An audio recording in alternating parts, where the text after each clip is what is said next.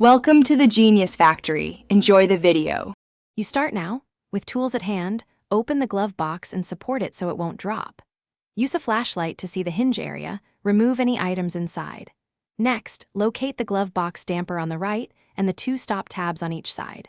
Squeeze the side tabs inward while pulling the glove box face toward you to release the stops. Once the stops clear, let the glove box lower carefully, keeping hands on the edges to avoid pinching. Once the box is down, locate and remove the screws securing the glove box frame and liner. There are usually 2 at the top and 2 at the bottom. Make sure to keep each screw grouped so reinstallation is easier.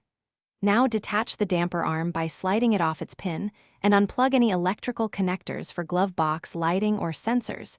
Press the release tab and pull straight. If a bracket or inner panel is clipped, use a flat pry to release clips gently so plastic won't crack. You're at the finish.